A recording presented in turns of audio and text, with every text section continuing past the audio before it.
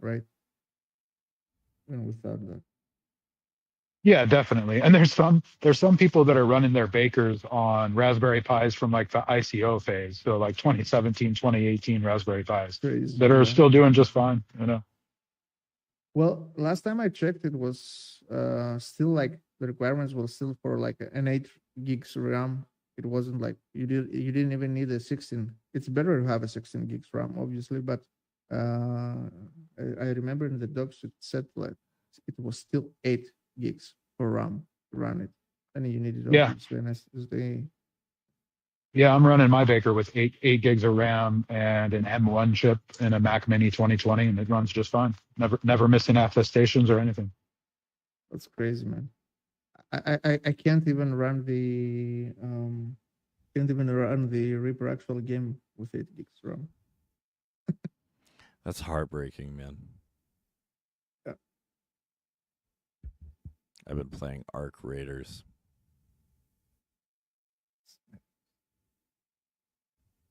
And there was another post I think that he made.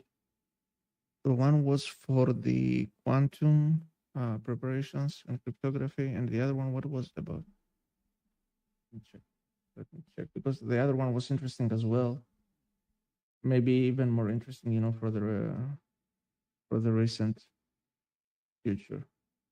Oh yeah, the shielded Tez. There we go.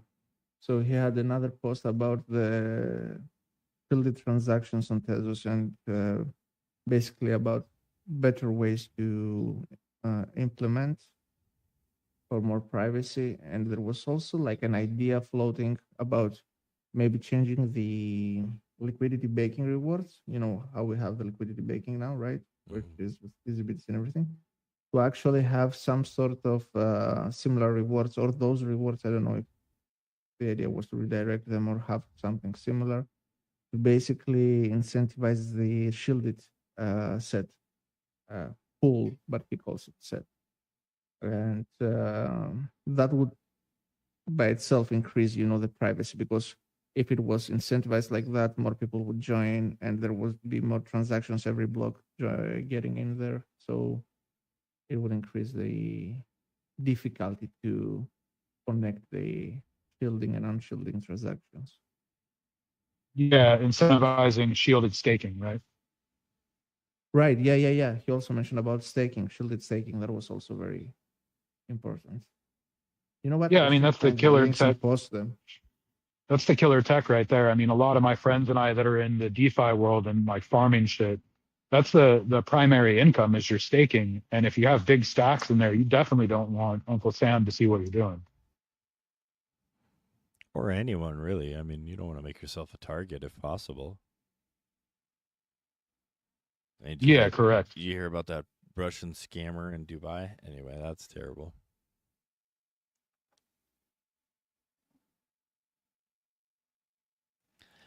Don't rip people off who have nothing to lose. That's all I have to say.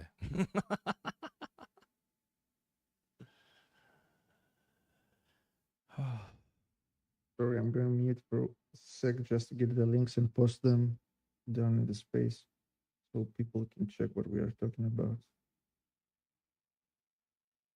Dude, we got Apple Farming season 2 ending at the end of the week too. Oh. So what's the move after this? Did they announce a season 3? What's the plan moving forward? Do you know? I haven't. Yeah, I'm pretty sure that they got season 3 locked and loaded, ready to go. I just saw something about some bribes for doing uranium shit when in season 3.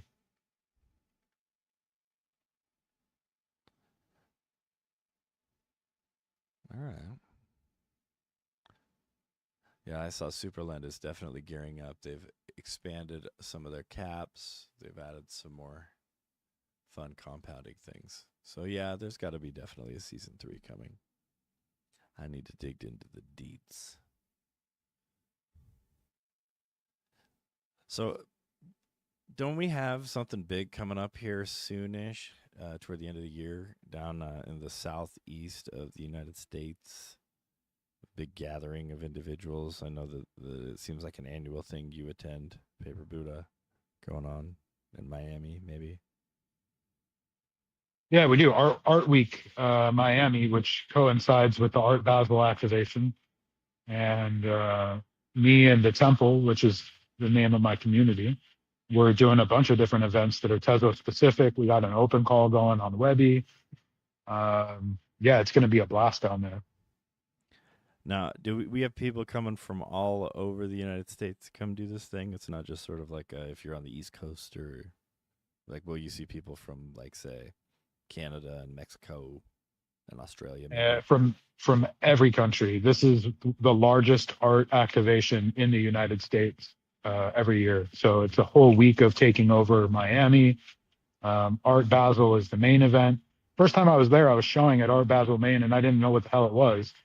And somebody brought me over. They're like, "Okay, here we are." I'm like, "What is this? Like an arts and crafts fair?" They were like, "Bro, this is the highest level prestige art show in the world." I was like, "Oh, okay." And yeah, it's a nonstop art party for a week and a half, and great place to network, get exposed to new people, meet new artists. Yeah, it's been phenomenally fun. Very noisy place, so don't expect a lot of one-on-one time with people, but definitely how you expand your network if you're into real life events. That sounds like an absolute blast, man. And how long have you been going? I've been going since 21. And yeah, I mean it's wild. It's exactly what you think Miami art people would be doing with tons of fucking money, driving around in exotic cars on South Beach, not wearing a lot of clothes, getting shit faced at all these parties. So lots of fun, big party. I saw that you have the open call now with Web Social, right? I pinned it up here with the Zoom Yeah, link and everybody. Nice. Yeah, it's going to be a lot of fun. We're on the top of the Gates Hotel. We're looking at 10 to 12 different screens and projection mapping on the side of the hotel. So really hoping to get a lot of good artists in that open call. The theme is Miami nighttime vibes, so looking forward to curating. Can you maybe share like a cool moment that you maybe had in the last couple of years that just was like, wow, this is like impossible if I hadn't been here, sort of thing? Oh man, there's a lot. Yeah. I've made friends with somebody down there that runs a supercar museum, and he actually gets the Formula One Red Bull cars right off of the Vegas track every year. And yeah, so I'm a big Formula One fan.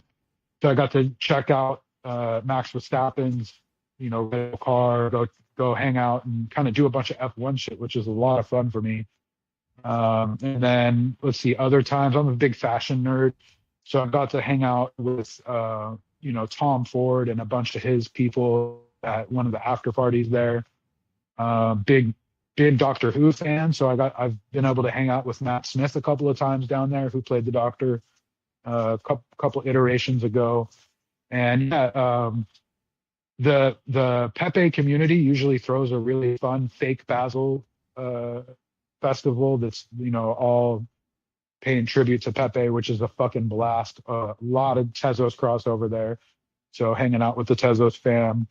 And we did a permissionless gallery one year, and that was a lot of fun with Rob Ness and Empress Trash, DeSolter, Mike Nash, me, a couple of other folks, Vando, and basically converted a trash can, a Twitter, with a short throw projector inside of it, and we all graffitied the outside of it, and we just rolled it up to whatever event we're going at that none of us were invited to, and we said fuck it, we just put our art up on the front of it. So it was a ton of fun. We don't need your permission, this is permissionless. And so projection mapping X copies on bulldozers and stuff, just having a blast, man. Really running around town like we were in our 20s. It's fucking excellent every year.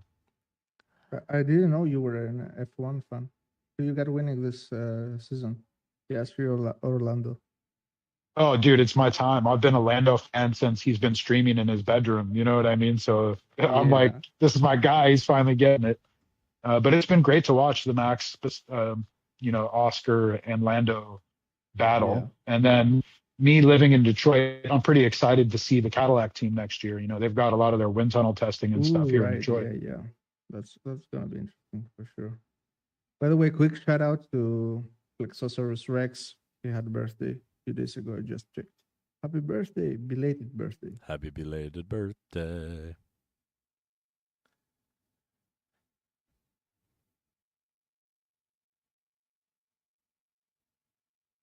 I also just saw that there is a new proposal in the ecosystem DAO from from friends. We're saying it from friends. From friends. From friends. Yeah. If you say it fast enough, maybe it doesn't sound as awkward. It doesn't sound like you're stuttering. From friends. No, it still Yeah. sounds like you're stuttering. All right, but yeah, I think it is about like a sticker. They were gonna name it or something. Something about like a 24/7 live art feed or something. But yeah, I have pinned it up here. Go check it out. The docs and everything. They also should have a link to the Tez Agora, I think, post.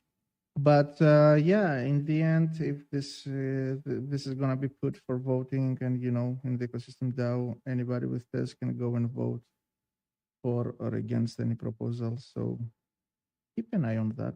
Check it out, and if you find it interesting, it will help them if you vote for them. Yeah, if you want to support them, head on over and give them a affirmative and support them in there. If you don't want to see them get the proposal, you can vote the other way, but you get a choice if you own some Tez. From friends, they also were winners. I think one of the winners were in the Etherlink hackathon, right, Blanks? I believe so. Yes, I believe so. I can't remember the exact project. There was a list of them. I could try to pull that up. Now, I'm gonna jump over to Paper Buddha one more time, just because I remember him mentioning from Marfa that he had been talking to some artists that are now very excited at the possibilities that Etherlink actually unlocks for them on Tezos, and that kind of got me curious. I kind of was paying attention, but a lot of it kind of went over my head. Can you kind of go over some of the reasons why Etherlink may appeal to some of the artists that you know outside of the Tezos ecosystem, just at least through their lens, because it's very difficult sometimes, I think, to see outside our bubble.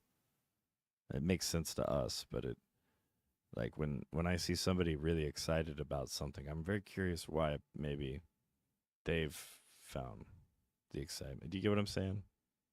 Yeah. I mean, I think there's a couple of different levels to look at that. I think one of them is difficult, which is the purely artist lens. If you're just an artist and you don't really do a lot of dev stuff and you're not super involved in the ecosystems, then maybe it doesn't really matter to you, because your question at the end of the day is just, where should I mint my work that people are going to buy it? Which, by the way, is really fucking boring. So I would suggest that you do stuff more than just try to sell your art. My friends that are really interested in Etherlink is because it's EVM compatible. So that means that, let's say I've got a project on Ethereum called Crypto Dick Butts or CryptoPunks, and I've been there for a while, and my floor looks pretty good at about 50 ETH. I'm probably not going to want to go start developing on Tezos Layer 1. It doesn't make sense. First of all, the code is bullshit. Sitting there trying to adopt, Python to SmartPy to Mickelson just to get stuff to work is a fucking nightmare. So it's not developer friendly. But if I were to say drop a companion PFP project like Punk Dogs, if I was doing CryptoPunks, well, now I've got the option to drop that on Etherlink because it's EVM compatible. It uses all the same tooling that I'm used to using. And as far as a wallet check on the back, it's a very easy API call to see, does this other EVM chain contain the NFT that I'm looking for in a specific wallet? And it does. So it's really easy to bridge these people over, no pun intended, bridge them over to Etherlink and have them start developing with the tools that they're already used to using. And when you look at, well, why don't people develop on Tezos Layer 1? It's because we haven't put in the money that Ethereum has to develop EVM, which is basically an operating system for Ethereum, right? We never did that with Tezos. We kind of half-ass phoned it in. And we're like, yeah, bro, you can go over here to these two different tools and maybe make them work for you. Good luck getting support. So we never really fostered a community of developers like Ethereum did. Well, Etherlink opens us up for that. That allows us to bring those folks over and have them start doing really fun shit on Ethereum. That's why we see things like these games popping up. We didn't have games in the Tezos ecosystem. I'm sure you guys remember Hamster Combat. Well, we missed the fucking boat on that because it was too difficult to make a game on layer one Tezos that would be adopted by the masses. Really easy to do on the Ton network with an EVM compatible chain. Really easy to do those things on EV compatible chains. So, that's what this rollup stuff is all about. This rollup stuff is all about us deploying a layer two like Etherlink, capturing a lot of the devs that are comfortable with with the tooling that's been there for a long time, with the communities that have been there supporting those tools. A good example is Transient Labs. Love Transient Labs. I've known all of those guys since before Transient was a thing, so have a lot of history and a lot of love for them. And the second Etherlink came out, they're like, finally, we can do stuff with Tezos because all of their shit is geared for EVM, not Etherlink, but EVM, right? Not Ethereum, EVM.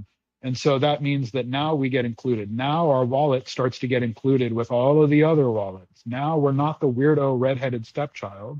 We're actually part of the conversation. Why do you see me get excited about RWAs and uranium and shit? Same reason. These guys have been already doing all of this stuff. It's what creates the volume in their coin. It's why people engage with their blockchain. It's why people never engaged with ours because we didn't have none of that. And I remember a few years ago just crying about we don't even have lending in our stack. People couldn't even borrow shit against Tez. And now we can with Superlend and a lot of this other stuff. So if you're not bullish, you're not reading the room. We're finally playing catch up on some of this stuff. Some of this stuff we're ahead, like privacy. We've been doing that. So now we're really finding our footing as a chain, and the price action will catch up later. But yeah, Rarible is currently supporting Etherlink NFTs. If you play Apple Farm, that you buy your little PFP and you get a little bit of a boost. Where did they take you to buy your PFP? Rarible. And you went over to their site and boom, there's Etherlink stuff.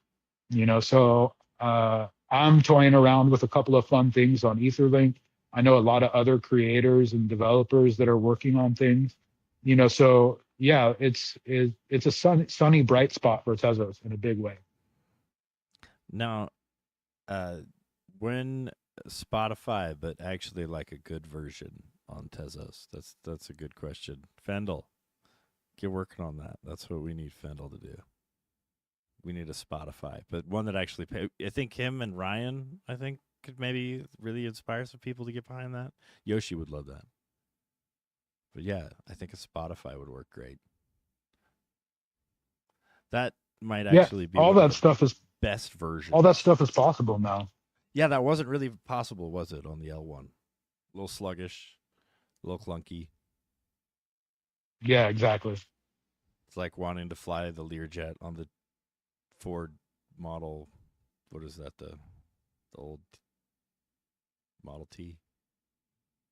Yeah, the Model T. I was at the Ford Museum yesterday looking at Model Ts. I think I saw one driving down the road one day, and I thought to myself, man, why would you put that thing out in the open? Like, I get it. It's a flex. And they're cool. But why would you have that thing out on a road where any idiot who doesn't understand could just really do something to it? Oh, people and their stuff, though. So, with RWAs, man, like, what are you seeing in other ecosystems as far as RWAs are concerned? Are they just focused on examples of derivatives that they don't actually represent real assets? Like, is this a thing it's a big conversation piece at the table for a lot of these chains. I'm not seeing many examples of actual RWAs out there. Kryptonio, what have you seen?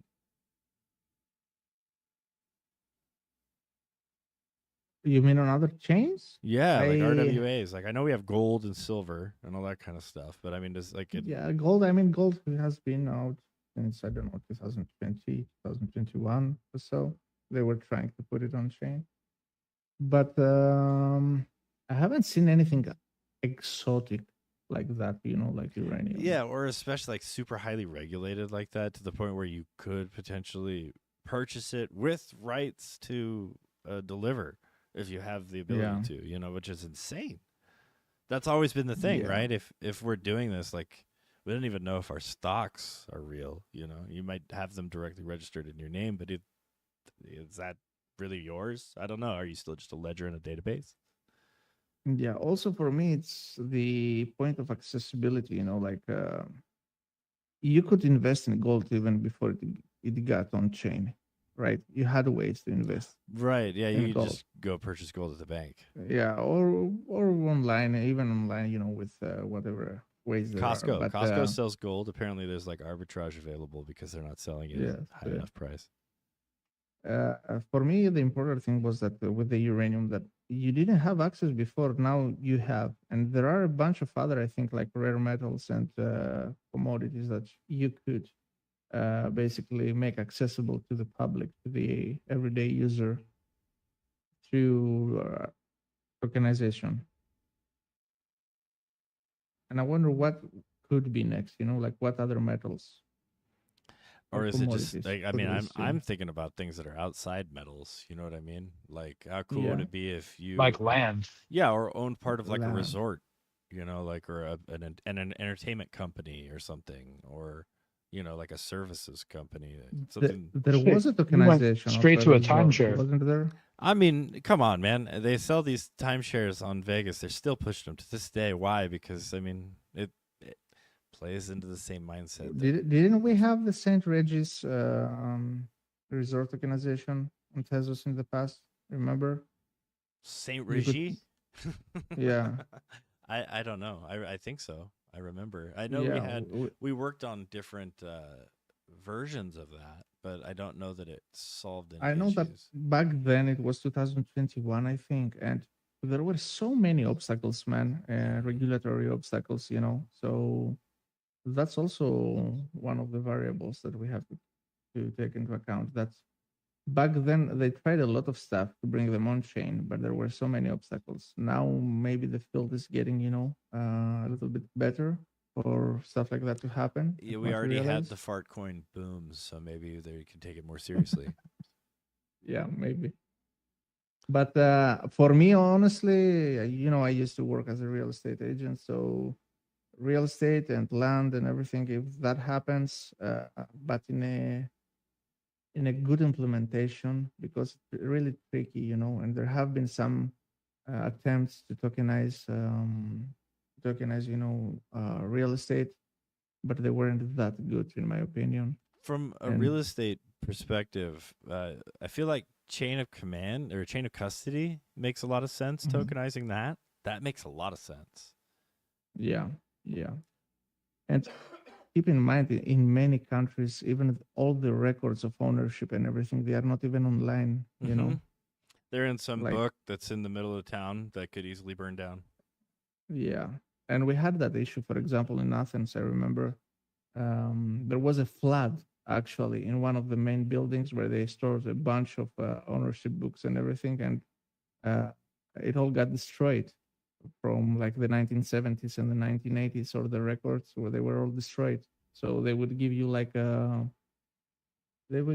a verification like that this file has been destroyed, and you could go to your notary and move forward with that verification, if you couldn't find like the records. So it was pretty weird.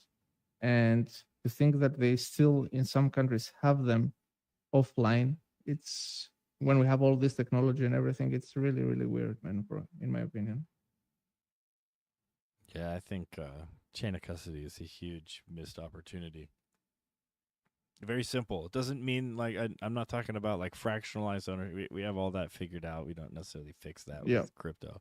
But true. man, having that grain of rice store 65,000 years worth of info is really nice. You know, just saying. Yeah. Because then you only need like one silo. Yeah. No, I see it working really well for say like notary for um, like an assessor could really definitely benefit from like what blockchain has, especially because it's there, you know, like the way that you would assume an actual record, like a ledger of transactions would be. It makes sense. Yeah, yeah. I really, really hope, man, one day, we see it implemented, because I had so many hurdles working, Mm-hmm. in real estate, that I was thinking, like, why the hell, man, with all the technology we have, why the hell do they still have these processes in place, Because it's based on like some esoteric 19th century law. Yeah.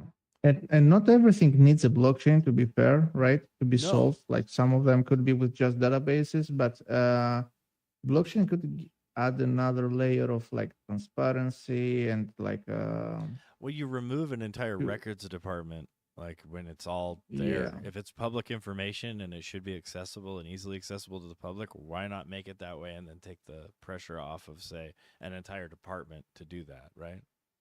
Yeah. Oh, but And you now could we're mitigate. putting people out of a job, so I better stop talking that way. Yeah. That's babies not getting their sugary snacks and chips and sodas, so we better not talk that. It makes sense, though. It makes sense, I think. That makes sense. It doesn't make sense that you take like your hotel token and then you confuse it with your utility token, and it could have like an epic crypto kitty that squats on somebody else's miner and shuts it down. Although that could be fun. Yeah. Depends on what you consider fun. I think making crypto kitties out of like real tokens would be fun. I think you hit on something important there too, though. Like all joking aside, which is that most of these people are way over engineering a solution. It's like, yo, if you would have just stuck with fucking tokenize the hotel room, we would have been okay. So hopefully people learn from that We and can don't repeat that tokenize the mistake. mini Yeah. bar and the mini fridge. We'll tokenize that first. That's where we'll start. It'll be the legit way to track everything instead of Well, $15 can of Pringles. we had plenty of examples where people, were looking for problems for the solutions that they have built, which was so counterintuitive, and eventually, they all like vanished. And the other thing, that everything needed to have a blockchain, chips on a blockchain. Well, not only that, it needs NFTs, it needs tokens, it needs a yield farm, it needs whatever the trend was, right? right. Yeah, it needs AI, it needs RWAs, it needs it all. I think you are right on about the over engineering. We are, but then again, how often are we as humans just trying to make it fit? We're trying to make sense out of this chaos that's all around us, and we're fighting for like the validation that we're not crazy. Well, at least that's me. I can't speak for anyone else, honestly. That would be rude for me to say that anyone else is crazy, but I definitely feel nuts most of the time when I look around me and I go, this doesn't make sense. Why are we doing it? Well, because that's the way it's always been. Well, can it change? No. Why? Because change is bad. And then we go through the cycle again, and it's fun. Because change is scary. Well, scary is bad. I don't think scary is bad or good inherently. I think scary maybe is more indicative of a lack of understanding or ignorance, maybe. Because when you do understand, you're resigned, disappointed, excited, depressed. You have these other you're never scared. You're accepting. You're not accepting, but you're never scared when you understand. So maybe we've been tricked, man. Maybe we think scared is bad, but we should be thinking ignorance is bad or not knowing. We can be okay with not knowing. Yeah, the only thing you should be afraid of is fear itself. And then fear comes from what? The not knowing, right? The fear of not knowing the outcome, right? That's the real fear. Yeah, of wanting to be in control of the outcome, more like it. Man, if only we were like wizards and we could just cast spells. What would like an insecure wizard be like? Does he cast like a kind of powerful fireball? Always a self-invisibility, bro. Oh no, fucking disappeared. Yeah, like instant gone. Like where'd he go? Oh, he fucked off as usual. That's what he do. The Invisible, that's the movie right there. The Invisible Man is insecure. It, it would be the new Dungeons and Dragons movie. It'd be the insecure sorcerer, where just every single conflict, every interaction, he just vanishes. You know, he goes into a bar, he's hungry. The waitress walks up, or the barmaid walks up, and she's like an attractive elf, and poof, he vanishes. And you know, like that's the I'm in. And we got to get the insecure bard that is always playing at the inappropriate time. right, and over talking himself and everybody around him. Talking about how super great. camp. Yeah. Talking like maybe we could like channel maybe someone like Gary V. No shade to my dude, but I bet he's hella insecure. It's not shade. It's just if you listen to the patterns of repetition, it's always about what he does and how he does it. And a lot of the stuff he talks about is really right on. I love the guy's principles. I love where he comes from. But a lot of times I feel like he's illustrating what he does in order to do that. And that's validation he got to find. We can't give that to him. Although maybe that's his vibe. Maybe he loves that. Maybe he just wants to hear it over and over again. So he puts it out there. And if you can't hear it, if you don't put it out there, which is something really powerful to really understand. No matter how much you like him or don't agree with him or whatever, he is a man who's put it out there over and over and over again and been consistent with his message to the point that maybe you might think he's a little insecure, but aren't we all at some level? The ones who say they're so secure in their life, those are the ones you got to watch out for. What is it? The joke is you got to watch out for the guy who's worth $10 million and he lives in a $2.5 million house. You really got to watch out for those guys. Yeah, don't fuck with a millionaire that mows his own lawn. Bro, the best kind of millionaire cuts his kid's hair. Yeah, that's right. Sorry. Yeah, I'll tell you that you never end up secure, man. I went through a whole career where I ended up a COO and, being an executive and making a bunch of money and shit and was insecure the whole way, dude. I had imposter syndrome the whole way. And then stopped all that to become an artist. And on day one, insecure as fuck. Standing in the museum with people talking about traditional Buddhist art, super insecure. Like it never really goes away. You just learn how to deal with it, recognize it, go, oh, that's insecurity. Okay. Do you find your limitations aren't as terrifying or daunting to come up against anymore? In fact, they're kind of exciting because then you can see places you might be able to improve or grow. Oh, 1,000,000%. That, and then, the realization that literally every other human being has those same emotions. And then you just recognize the emotion. You look at the person next to you like, oh, they've felt that before. All right. Yeah, no big deal. We'll get through it. And yeah, that uncomfortability always leads to growth. Unless you're a reptilian like Ryan, our Yang Ta up here. Welcome. How are you? Yes. Are you having deep conversations? Yeah, I mean, that's what it sounds like. Do you know who Jack Handy is? We're kind of going the opposite direction of Jack Handy. Yeah. No, I know Jack Handy. Deep thoughts. Yeah, man. If you drop your keys into a pool of lava, forget them, man. They're gone. Wow. That is a Jack Handy deep thought. That's a nice one. Ryan, how are you, brother? Welcome. I'm good. I just came from sorry I'm late, but yeah, you're late, man. What the hell? No, I'm kidding. I know. Thanks for coming. No, you're never late, dude. Yeah. No. I'm just enjoying you guys' thoughts. Yeah, the insecurity thing is for real. It never goes away. I used to get really nervous when I was like first started doing music. And then, I think I mentioned this before. There was a moment in life where I couldn't tell if I was improvising or playing music, or what is normal versus improvising, right? So it's all just blended together now. And yeah, even then, it's just like, oh, well, how am I doing? Or like, oh, did I say that the right way? Or could it have been better, right? Like if you're like Yeah, introspection, man. What a drag. But you got to be real careful with that self counsel because when you do self diagnosis, man, like Oh no, you're it's bad. wrong. Yeah, you're off.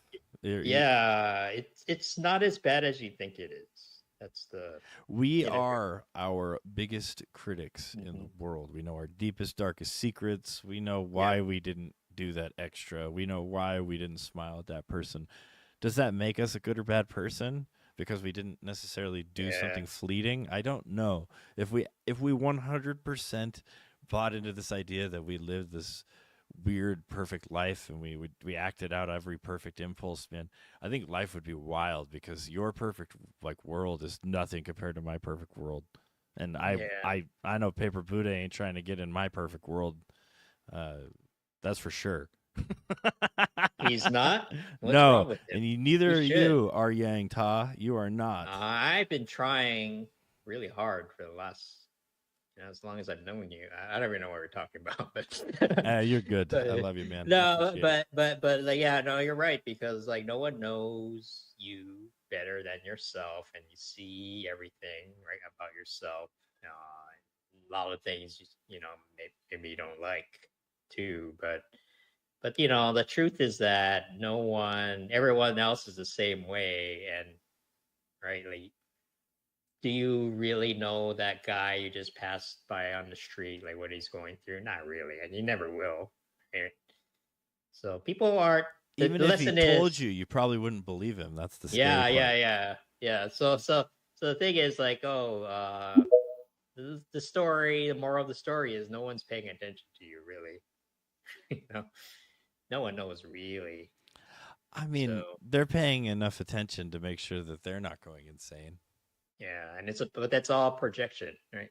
So Sandy, we tried to No good add or you. Something no good or happened. bad. It bounced you. yeah, it's not good or bad. It's just, and it's kind of freeing that way, knowing that Yeah. most people don't care what you're going through It's because they're both the same. They're both sides of the same coin, right? Good and bad. You got to have both. Mhm. One of my favorite sayings is, "Don't be careful of the demons you exercise." That might have been my favorite thing about you. Yeah. Yeah, That makes we're not perfect beings, man. Our imperfections are kind of the humanizing nature. Otherwise, we'd be some carbon copy, like weird sort of, I don't know, weird robot clones. But we'd still yeah. probably differentiate ourselves somehow. Yeah. Interesting thing to think about is that like I don't think people are nice naturally, we're all animals at the end of the day, right? But Are you saying I but have to choose to be nice to you? No, I'm kidding. no, but it's like sometimes it's interesting to think about what caused that person to be nice. If you made a nice person, there's a reason why they became that way, and it's interesting to think about. Yeah. It could be nothing crazy, but so I don't know. A lot of people I know, maybe it's just because I know a lot of artists, but there's lots of ups and downs, right? With that kind of lifestyle, and so you meet people who have done things, and you can't have the light without the dark, right? In a way, I feel like even in the art on Tezos, I see that a lot. People struggling with like the dark side, but there's also hope, right? It's very complicated. That's what mature artworks are about. That's what I feel. That's fair.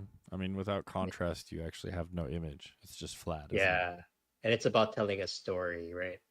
The even the symbol of art, right? You see those masks, right? Even in the emoji, it's a mask, someone laughing, and the mask of someone crying, right?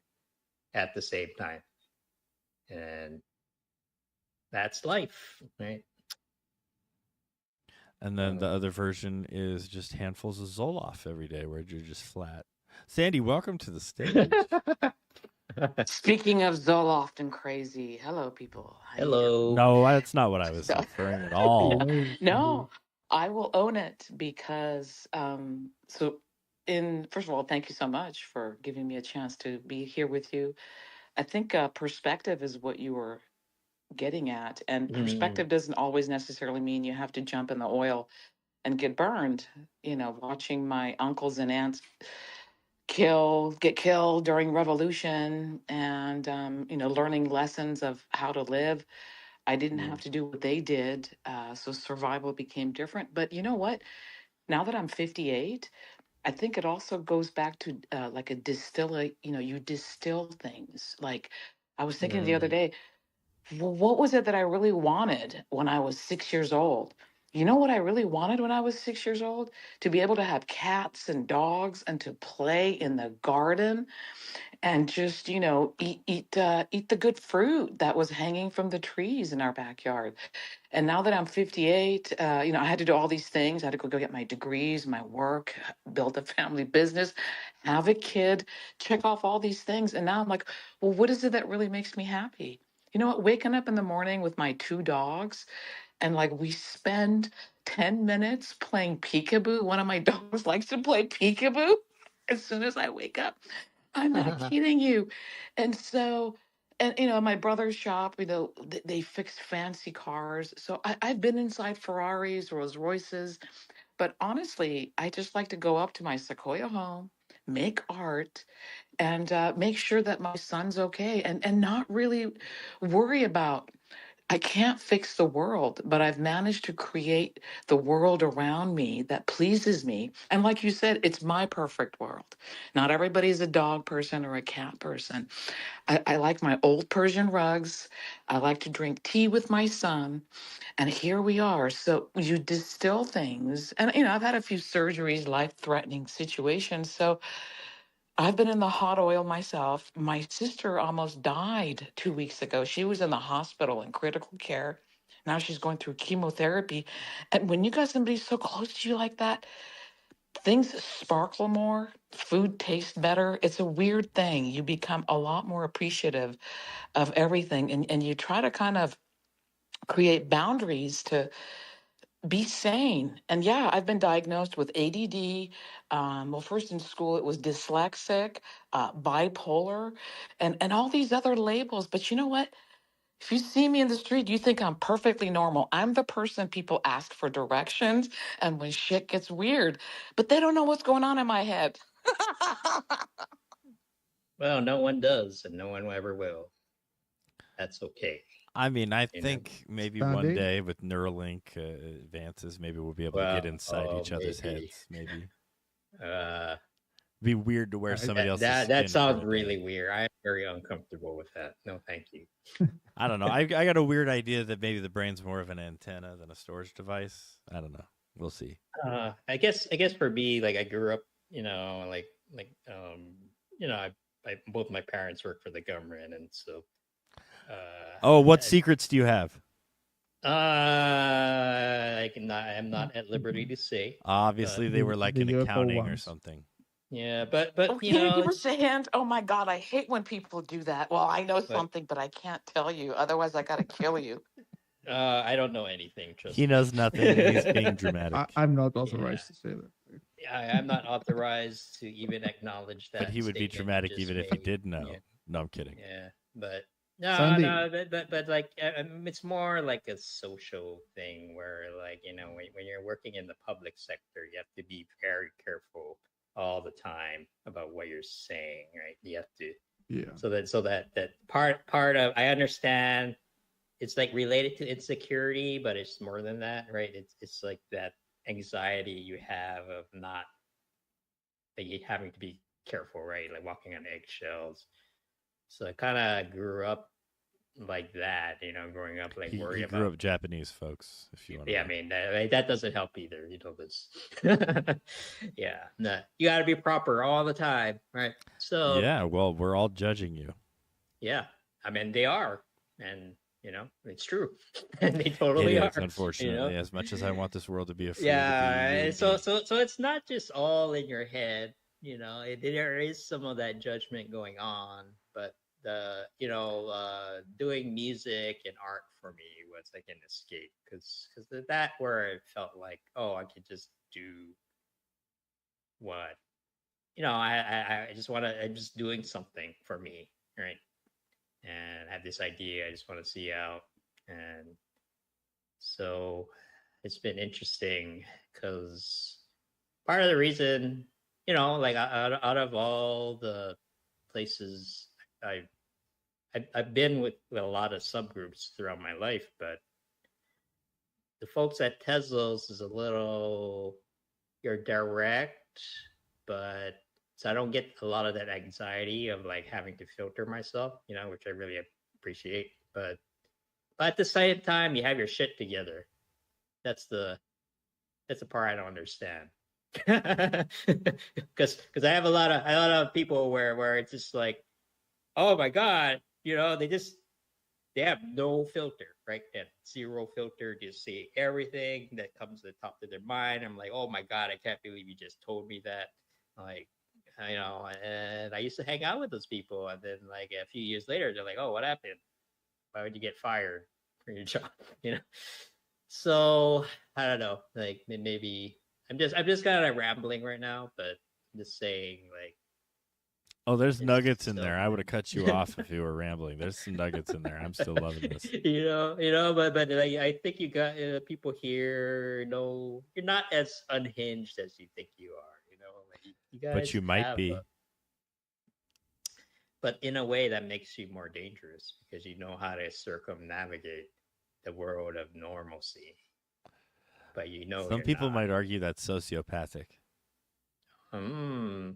I would just say that that's surviving in this world where there is no. I mean, you decide what's right and wrong. I can't decide that for you, which is terrifying to me because there is that possibility that we might not agree. And if we don't agree on certain things, should that affect how I treat you? I don't know. It's wild. That's a weird one. Yeah.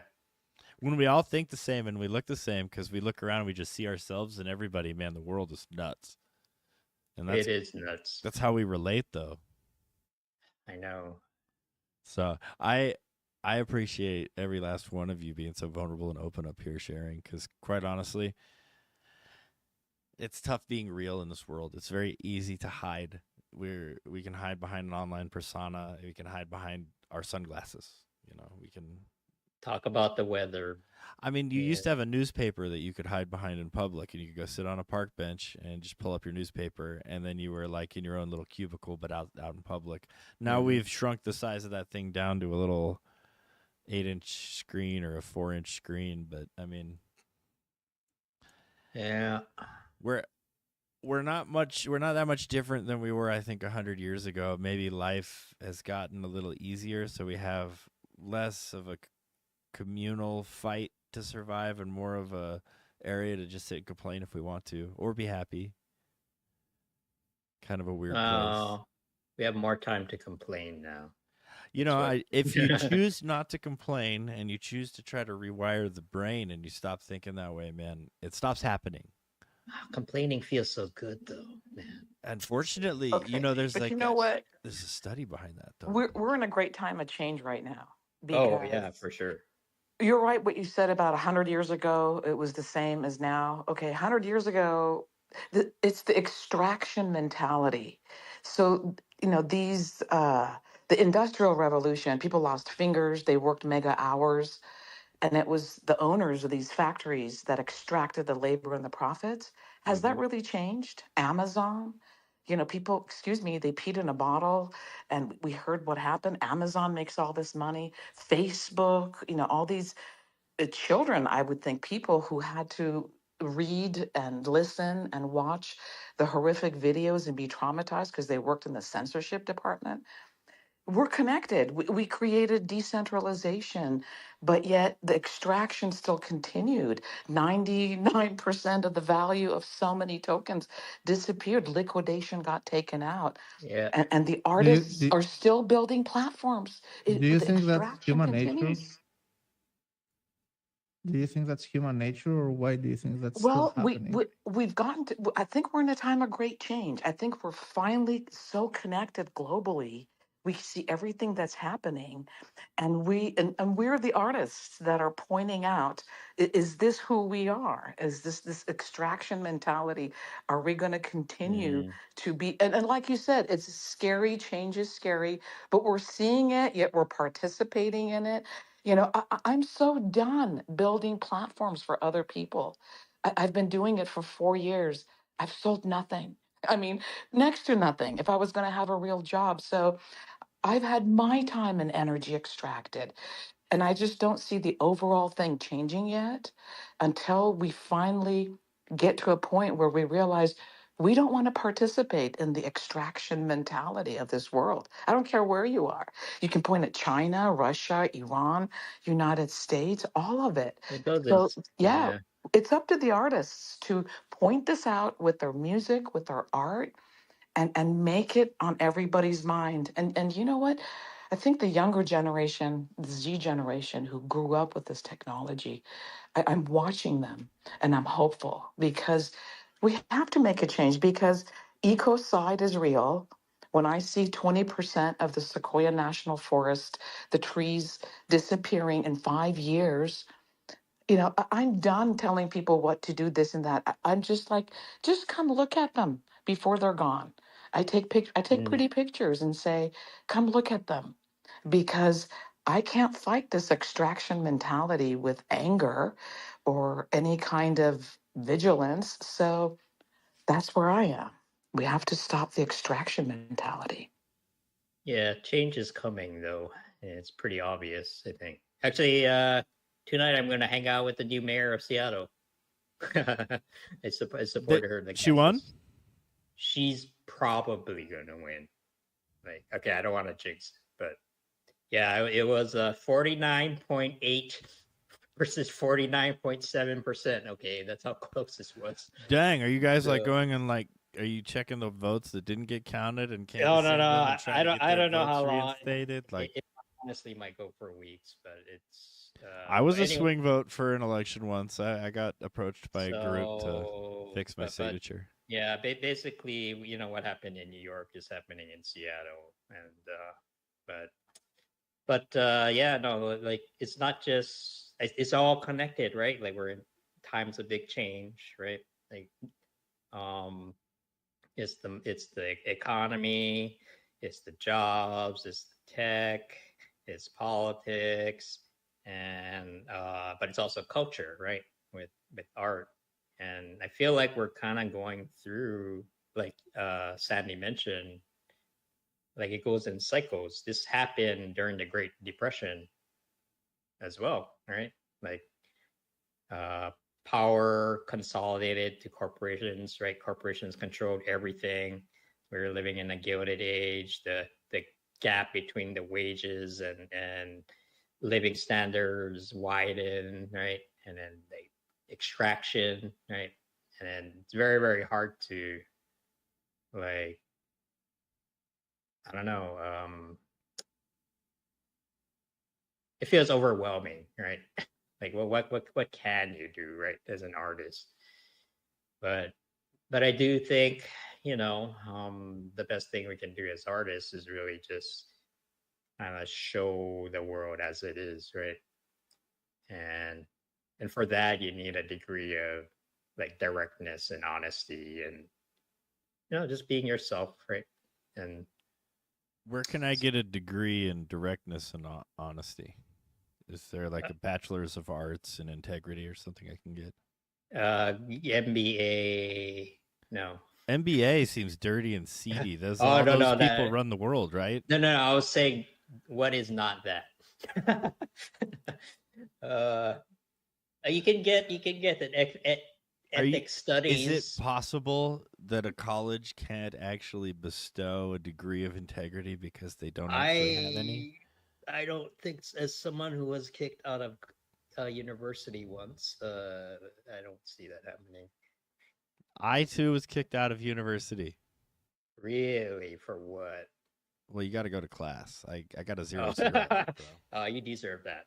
I did. I deserved it. I was highly depressed. I went through some stuff. I didn't come out of my room for like 2 weeks. There was, Sorry to hear that. No, it's life, man. I'd never been alone. I'd never lived far away from my family. Like there was a bunch of stuff going on there. I had to figure it out. I was baby. I grew up. Yeah. Now I'm toddler. Yeah, you're doing all right. I was baby. Now I'm toddler. You're doing all right now. Hobbling along. Now remember, you surround yourself with people like the Tesla's community. Surround yourself with people you can trust, that you want to see grow, that you want to see successful, that you want to see survive. Surround yourself with those people because they want the same for you. I mean, like, let's be real. If they don't, then why are you surrounding yourself with them? They're called leeches. They're called parasites. You take a dewormer, you give that to your dog. That's what you do to get rid of those. I wouldn't go that far, but I would go that far. I mean, your close circle. I'm not saying don't alienate the world, but the people that you get close to you are kind of like the food you allow in your body, man. Oh yeah. I mean, if you're getting close, yeah. I'm talking close. No, I don't say reject the world. Yeah, love the world. No, don't go out around town and wash your hands. Take showers. Yeah. If you want to have friends. Yeah. Wow. This got real deep here. Didn't it? Yeah. This is the deepest community call I've been to. Well, we're all about motivating people. So here, why don't we just say this? If you just joined, this is Tuesday Tezday, our open mic community call. We heard from a few artists and builders already, so the floor is still open. If anybody else wants to come up and join, did they tell you about? Did Fendel say about TezCon? Fendel, he shared snippets of information about TezCon. He let me know when he decided, but the details, like everything that you've got going on in the Discord, no, July 11th. Right, that's it.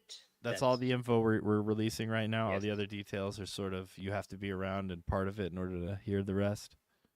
What was it? July 11th? Yes. Yes. So if you put it in your calendars, July 11th. 8 months from today.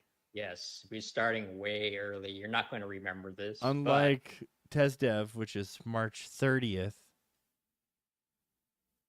And then this year we're having on July 12th, we're having a second arts day, and we would like to do something artistic. Ooh, yeah. So we didn't have one last year. Yeah. We wanted to, but we it didn't work out. But I think we're going to focus on those 2 days this next year. And so if you have any ideas, it's still blank, still wide open.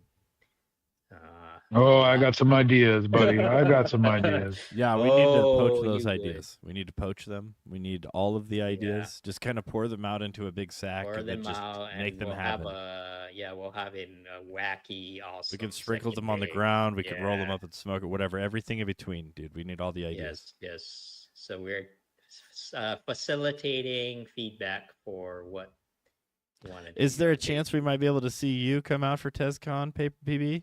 That would be amazing. Yeah, that's what I was saying. Me and the whole crew. Fuck it, we'll just make it a big thing. I heard that there was a whole extra day for us to plan. Yes, you've got the 12th would be the day that you guys could just take it over. The temple takes over Seattle on the 12th. That would be amazing. We get you should totally message me later.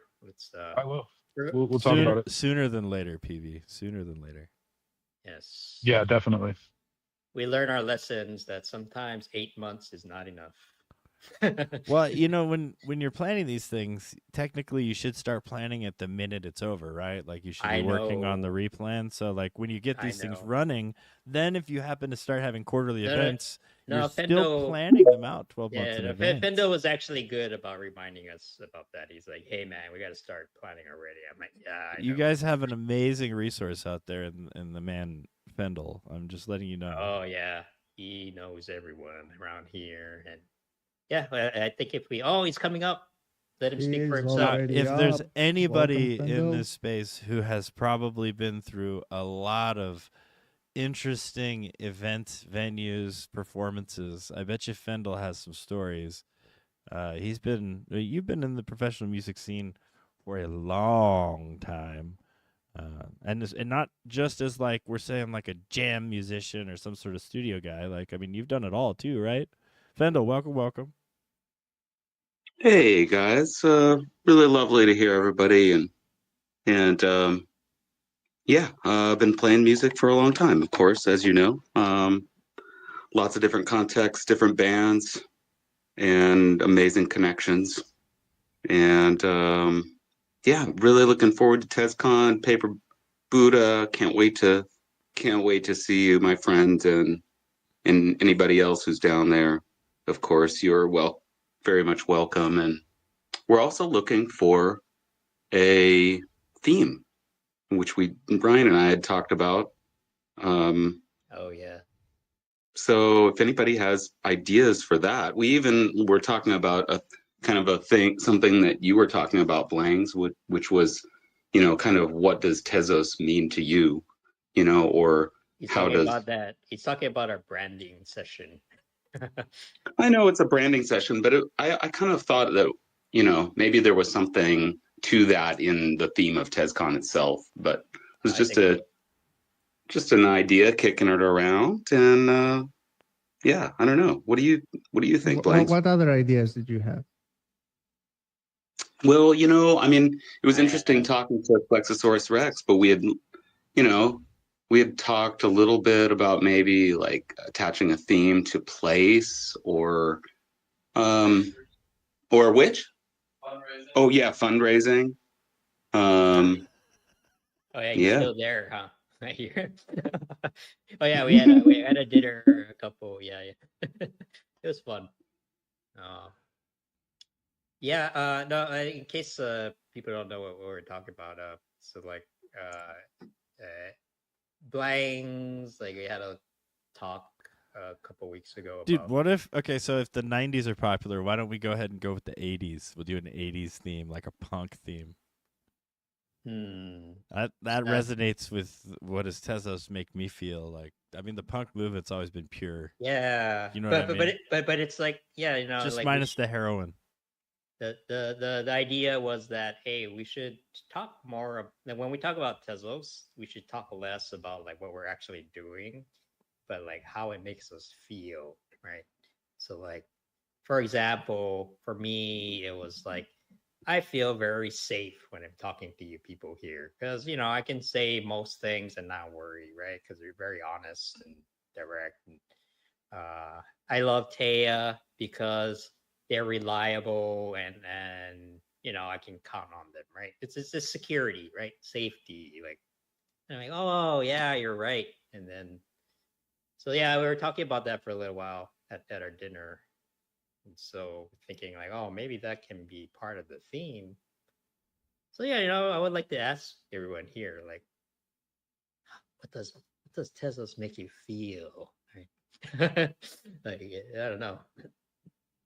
But I feel like that will connect to people more because So there's a feeling I get in like the city of Phoenix versus the city of Las Vegas. So like when I'm walking around the streets of Phoenix, there's this feeling of like cleanliness. And when I walk around the streets of Vegas, there's this like sticky grime all over everything. And that's an example of the feeling that we need to articulate here, because that's something that is subconsciously everybody notices and knows, but they can't put their finger on it. They can't articulate why maybe it feels better to walk around in Scottsdale at the middle of the night as opposed to, say, the Strip at 10 p.m. when nobody's walking around and there's anyway, we won't talk about that, but yeah, that's where we're looking at, because I mean, let's be real, they're both desert cities, they both have casinos, they both have nightlife, they both have food. They're both the same thing. What separates them? Well, one is a city of dreams, and one is a place of a burgeoning place of rebirth. You decide which one is which for yourself. Huh. So yeah, sorry, I didn't mean to cut you off, Fendo, but that was the. No, I like that, Fendel. I like it. Now for a theme, I really, really liked the Sasquatch from last year. That was fun.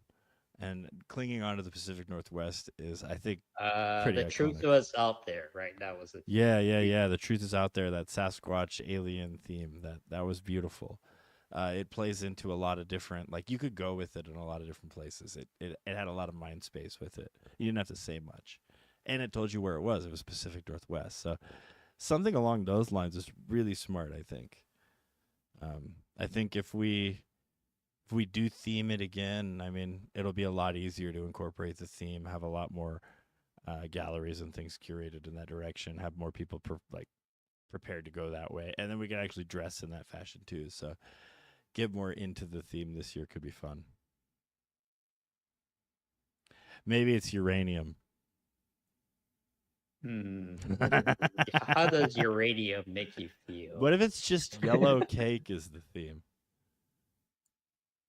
It could be birthday cake. It could be uranium. What if it's just yellow cake? Radioactive. It could Uranium makes me feel weird because it's like, oh, right? man. I mean, it's like energy, but it's also kind of dangerous. It's so controversial. Yeah. Huh.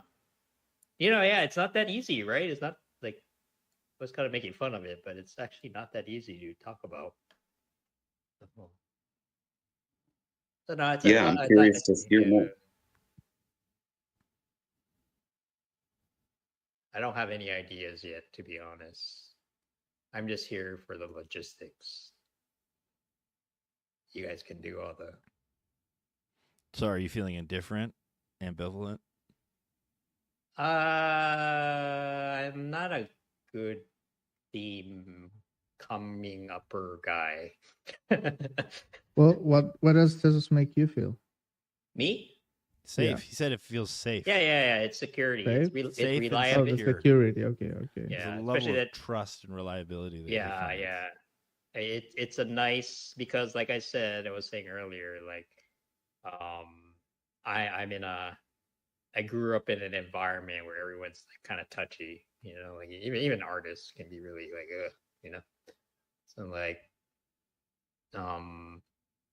here I, when I ask people a question, right, I usually get a straight answer. Well, you see, Ryan, if basically what you're trying to accomplish is oh nothing. my God, shut up, please.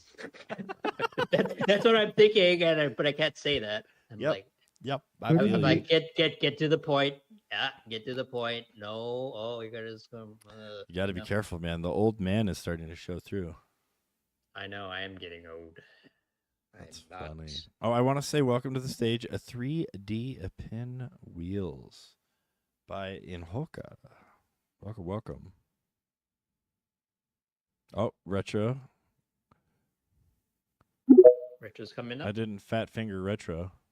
I still feel bad about that PB. I'm sorry, man. That was like my first fat finger, I think, ever. Oh, you kicked him off. Oh, Insta. It's like, oh, PB's coming up. Boom, bye.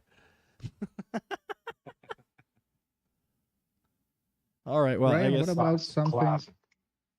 What about something around, I don't know, diversity or like the global nature that it has? Yeah, no, I mean, I don't know what you can make out of that, but for me, I mean, it's one of the main points that I'm feeling. That's not a feeling, though. That's like a thing it does. Yeah, true. Yeah. But maybe inclusivity. Maybe that's the Inclusivity. feeling. Yeah. You convert that acceptance. Well, but that's also comfort. Connection. Right? Yeah, connection also. Because like you, it's one of the few places where you get to connect with so many different people and different mentalities and cultures and everything. And yeah, those are the still themes. being able, Those are the themes that came up. There was so reliability, safety, connection, right? Feeling you're part of something bigger. For Fendo, I think I remember him saying like it's about, hey, but we're actually trying to do something. Right. So could it be less about inclusivity and more about actual freedom? Because inclusivity implies like exclusivity, which means not being free to do what you want. Oh yeah, creative freedom. That's another one, right? Freedom. That we talked about freedom, which is a weird one. We like to describe things what they aren't, and that's not an effective way to find like the core meaning or principle that's behind it. Anything that's not killing, well, that's a lot of things, instead of saying don't kill. Right. Well, it's not. So I don't know. So I've been doing this actually. I kind of took our meeting pretty Oh yeah. to heart. Yeah, no, because I was like, oh, this is a good point. You raised a good point. And I'm trying to convert ways of things that are here, right? Like diversity, right? But it's like, well, how do you convert that into a feeling, right? Inclusivity, acceptance, and freedom. Yeah, and that produces a feeling of, oh, I feel safe here, right? We don't Yeah. include Fendel though. He put his hand up. We won't include. No, I'm kidding. Yeah. Go ahead. No, I actually think like for me, Tezos actually means gratitude, and Huh. mostly like I was talking to Flexi and Ryan just a couple of days ago about it, and and the reason why I say that is because of the collab contracts, and like I don't know, I say it a lot, but I just feel like I'm hanging out with my friends for as long as the blockchain is a blockchain, and no matter what happens to me, like I'm hanging out, like we're hanging out right now. Yeah. That's the way I feel about it. And then when I think about that deeply, I just have gratitude. And so I'm just like, well, that is a lot more meaningful for me, as time goes on and I'm not here, that my work is like shared maybe in a more meaningful way and not just like in some weird, I don't know, silo weirdness, like that may or may not exist. I don't know. Like, who knows if, some of these streaming services will even be a thing, they might break in half. And that'll be the end of it. So anyway, so that's my thought. Yeah. I don't know. What do you think, PB?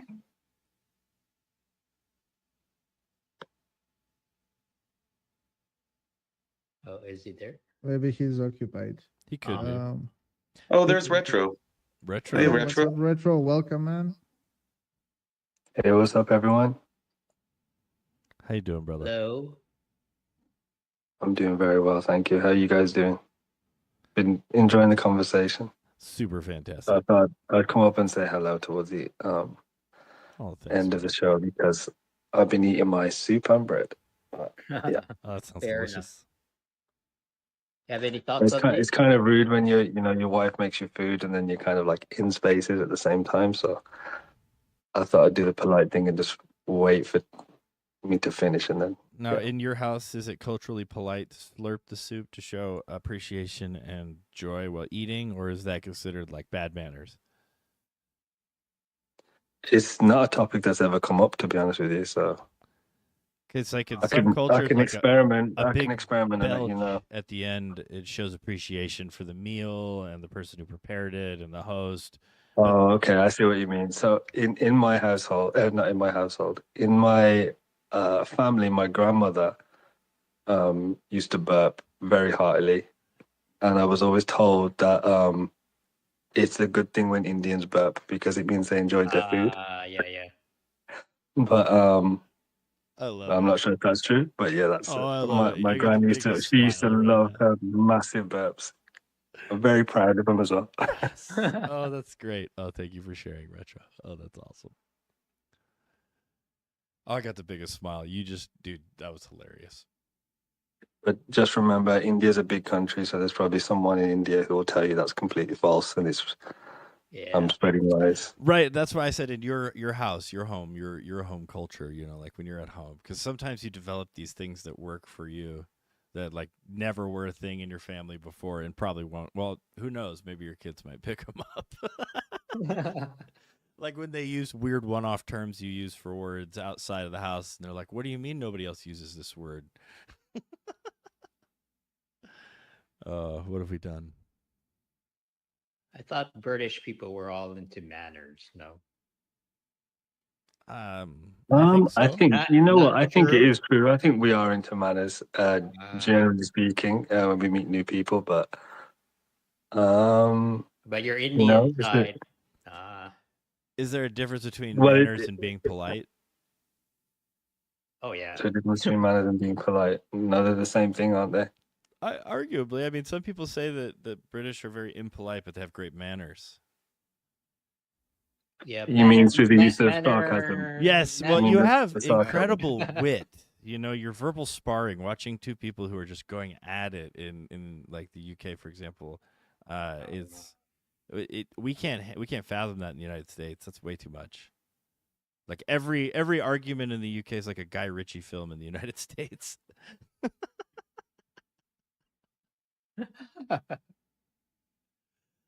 I feel like polite is intentional, whereas manners is just you doing something just because it's a rule, right?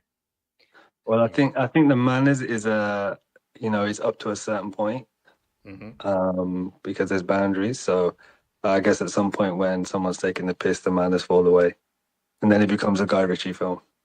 Okay. Yep. I see. Like that But big up fight until that scene. point, you know, very polite, a lot of manners for the most part. I love it. You guys are awesome. It's amazing being able to experience all the different cultures. Like Kryptonio said, Tezos touches all corners of the earth, even areas that technically probably can't even get on that X. too. That's part of it too. Yeah. It is a complex thing, that we're trying to articulate, but It is, and then not only that, you have to simplify it down to be digestible. yeah, but this is where like your feedback kind of helped, is because when I go talk to people now, right? I'm talking to lots of people outside of crypto, and it's not easy, as you know. No, but I could go about the details about the DAO and NFTs, blah blah blah. But actually, I should just say, oh yeah, those you guys are cool. Sometimes that's what they need to know. Yeah, that's all. Yeah. That's all. I think I can hang out with these cool people. And Maybe they're honest and direct, and it feels good. I feel they're reliable, right? Like just stuff like that. Like the feeling of belonging, maybe. yeah, that would be it. Acceptance. That You could feel that belong you but never belong, be you're accepted. Not that you Nah. belong, that you're part of a community. Like a real community. I don't know how. You to could put it belong in into the words. family but never be accepted. yeah. I'm guilty as just as any other engineer. Can get obsessed about the technical details, but I'm like, it's just so easier just talking about. It might be easier to do what is Tezos plus the person equal, and figure what that thing is at the end. And if you can figure what that is, especially with your audience, you're going to find something for them to be able to latch on to, relate to, and talk about. Yeah. Because it's really easy to talk about Tezos. It's really easy to talk about the person. And it's really easy to talk about how Tezos is going to affect the person, or what the person is going to do to Tezos. But you never really talk about what the synthesis of all of that becomes at the end. And that's what I think people really are looking for when they're asking, well, tell me about Tezos. They don't want to know about your fast TPS. They don't want to know about your low fees. Yeah. They want to know, if I invest in this, do I know that it's not going to disappear? Do I know that the people behind it mean well? Do I know, these are things that they're asking in that question. Mm-hmm. You have to spend time. You have to spend time with the people who use Tezos to understand it. There's no real other way, in my opinion. You could tell someone everything they need to know, but they won't. They won't connect with it until they've spent time, talked to people, and actually witnessed what's happening. I think that's the most important. I think we just we got to get their head in the door first. To spend the time. Getting in the doors. Whatever their first thing is. If it is money, then so be it. We'll meet you there. If it's about freedom, then so be it. We'll meet you there. If it's about expression, so be it. We meet you there. But I think we just need to get their head in the door. And right now, it depends. It depends what aspect they're coming in for. Like through the whole zero contract thing, I've met a lot of people who have been minting on other chains, and they're all artists, and they've come to Tezos through zero contract, and so they came for the tech, as it were, to see, okay, this is possible, but then they start to witness how it works and how people help each other out and try and work together. It's not kind of an extractive process. It's not like everyone's trying to get something from each other. It's actually more of a, well, how can we help each other get to the same goal? So I think when they see that, they realize, and I've literally heard had messages from people in our DM group who say, I didn't realize it was like this. It's been really good to actually check it out and be part of this. And even some who haven't yet minted yet, but say, I love the way you guys are doing things. It feels like a family. And I think that's an important part. Not to get it twisted. Obviously, people still need to get their worth out of it. They're not here just to contribute, but it's got to be more of a kind of give and take. And I think you realize that when you spend time here, that there does tend to be that it's a more human approach than you do tend to get in other blockchains, because they're usually talking about other things that crypto is important for, not necessarily why it's beneficial to us right now and how we can, find connection and find a sense of belonging, like you guys were saying. Yeah, because the only other option is to promise vast economical and financial gain. That's the only other option, right?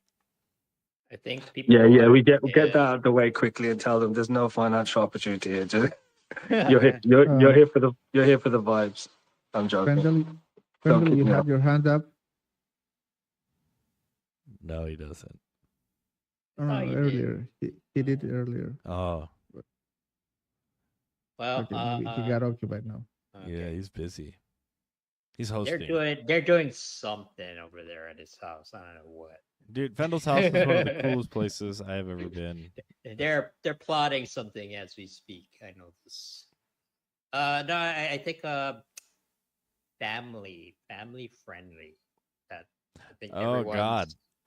That everyone's underestimating that word on Tezday. Family fun zone. Yeah, we're like wholesome and really, like.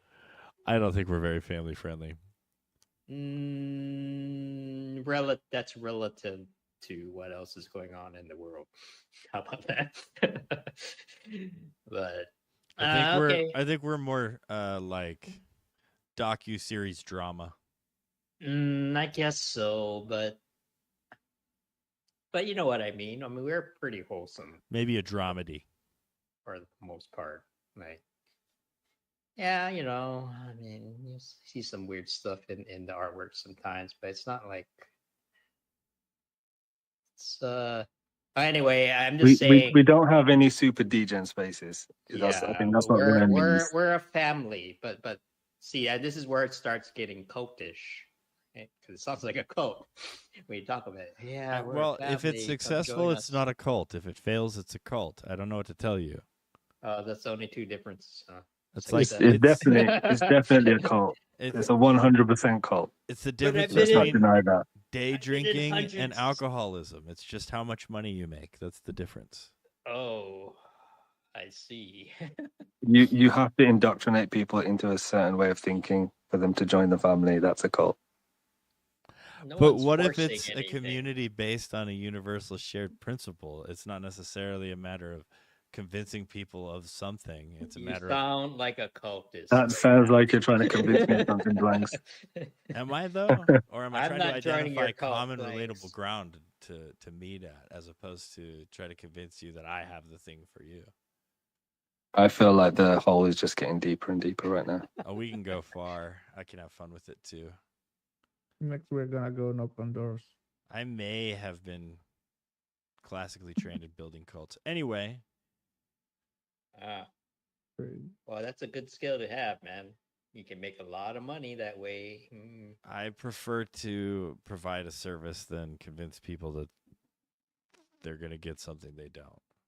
Yeah, you're too honest. Unfortunately. Mm-hmm. But I would not underestimate the family thing. Saying no, family's good. Family friendly's arguably dangerous. But also family. The word we're a family, that's overused as well. So you gotta be careful with that. So what is it? Yeah. I think you're mixing up with. I think maybe you don't mean before the watershed, do you? Like PG. That's not what you mean when you say family friendly. I think that's what Blanks thinks you mean. No. No, I mean, yeah, I was talking. That's more like what a it cult. sounds like. unfortunately, I don't want to go there, but that's exactly where most people will, and we don't want to frame it, do we? We don't. We also don't want to say Tezos the Slasher Club, you know. Tezos 18. Well, Ooh, I like the A team. The reality is that most people don't believe in anything. So anytime they see anyone do something that they believe in, it's going to look like a cult to them. Right, or it's not real, or it's a lie, or it's going to inevitably fail. It's already been decided before you. I've been in like a dozen different groups, and I've been called, "Oh, you guys are a cult." You know, I'm like, well, we just believe in what we're doing. Is that weird? Apparently, it is. So, well, you could also not within crypto, though. I think they get it. I think if you try to reach outside of crypto and bring people into Tezos through that means, it does seem like it. I think within crypto, there's lots of different ways people see people on Tezos. They already drank the Kool-Aid. They already drank the Kool-Aid. Yeah, I still remember. I still remember going to a Bitcoin space and hanging out there for a while, and they were trashing Tezos. They were trashing Tezos art, but in a real underhanded way. And this is a while back. Don't go on a crusade or anything. I'm talking. This is like. I mean, I know they do that. Like early days of what's their art stuff? What's go get 'em, retro? I've already made a list of names. It's okay. But yeah, they were like, when I started defending Tezos, they told me I need to go drink some milk. Well, you obviously were tripping balls. Like what they were saying. That sounds like a Bitcoin person, though. I mean, they're all kind of like that. But yeah, I mean, hey, have you heard people talk about Bitcoin? It is a freaking cult, man. Like listen to Michael Saylor. Right? I recommend just say outright that it is a cult. Priest. Just start with that and be like, don't try to tell me it's not, and then start explaining it, and then people will be like, but it's not a cult, and like just frame it that way. It's really funny how you can set people up against themselves when you do things like that. This is how you can test if it's a Bitcoin cult. If someone's in a Bitcoin cult, though, when you're talking to them, tell them that you've got lots of XRP. Oh, that ruins their day. See what they say. And tell them, yeah, no, XRP is just as good as Bitcoin. It's better. It's upgraded Bitcoin, is what you say. And you watch the fire literally fly out of their nose and the steam pour out of their ears. No, we're not in it to make anyone mad. We're not in it to prove anybody wrong. In fact, the truth is everybody's right in their own way. Like otherwise they wouldn't be doing it. So that's the beautiful thing about an opinion. It's not based on fact. It's based on your opinion. And all of this is all opinion. There is no fundamentally game theory optimal way to go. I mean, if you want to run your charts, you want to run like that's your way. If you want to do it by feel and gut, that's your way. Is it going to always turn a profit? I don't know. That's not like if that was a thing, we wouldn't all be out here talking about making the world a better place. We'd just be doing it. We wouldn't be trying to figure out the best path to go down. We wouldn't be arguing over how we feel it's right or wrong, because we're all still ultimately trying to find the best way, which is very different than, like you would say, a cult, which has the right way. And the only right way is through them. And there's one key holder, and there's a choke point, and you have to do things. See, there's a very big difference between a cult and us. And that the difference I really do believe is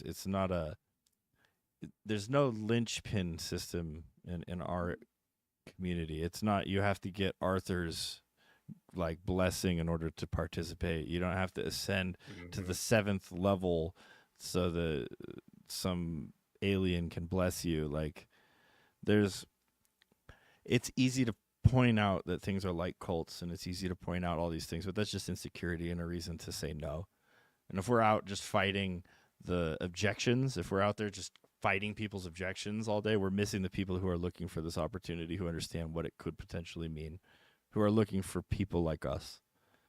So yeah, I think there's a lot of people that want what we have here, and it's there are.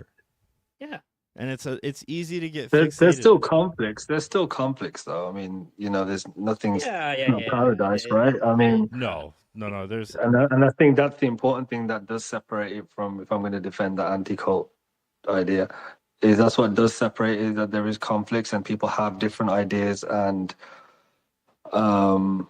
it's not like everyone follows this one leader who's showing everyone the path to financial freedom. That's not what's happening here. It's a very different thing, and that's why you do have to spend time here to really understand all of the different. It's kind of like lots of different families and lots of different things that kind of have similar. They're joined under one banner, in some sense, obviously through Tezos, but they've got different goals, different aims, and different ways and philosophies and ways of seeing the world as well. As we kind of found out recently with Arthur's post, there's people have different ways of even seeing the world, and there's conflict over those things, but there's still common ground for the things that they're trying to achieve and what they want to do, and they're still, hopefully, for the most part, willing to help each other regardless of the difference in opinion and different approaches to those things. Isn't it the same with our societies? Yeah, we're a village. We're a commune. Yeah, I mean, like we're like a nation. We are like our own nation, and like we're a country. We are the Tezos kingdom or the Tezos nation. We segregated ourselves when from reality. The fun fact is that when I joined Tezos back in 2020, I didn't even know who Arthur was for at least 3 or 4 months that I was into, on X tweeting and everything. Back then, obviously, there wasn't even an art community, but I joined Tezos. I was, researching it, and I liked the philosophy behind it, the on-chain governance, the staking, and everything. But I didn't get to know who Arthur is. I saw some tweets from him and everything. I didn't even care who the co-founder was back then, so that was fun. How did that change for you? What? So how did you? I mean, eventually I figured out, by interacting with other people in the community, and they mentioned Arthur or whatever. And then I figured out who he was. When you mean community, who was that back then? There were so many people that are no longer here, and so many new ones that joined. But it was mostly around the bakers. Okay, baking community. Baking community and mostly investor community, I would say. You didn't even have DeFi, you didn't have any dApps back then, which is pretty ironical that we had our all-time high in price when we had nothing on chain, like no dApps. I know. Nothing. But yeah, that's the crypto space in a nutshell, I think. Okay. But, but the bakers are the great. The bakers are usually pretty cool.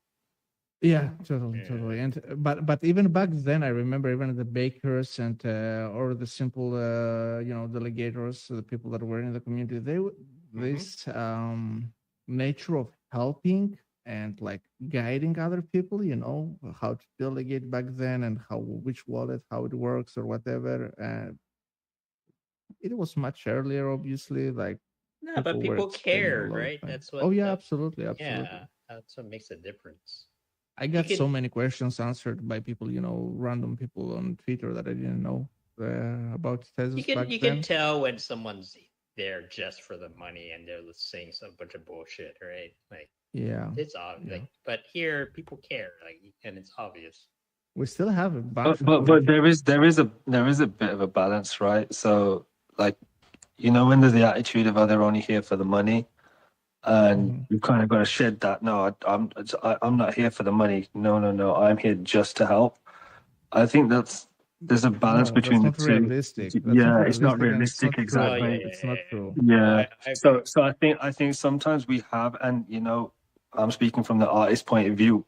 Most artists that I've come across, and even myself included, have gone through a journey of very difficult relationship with money.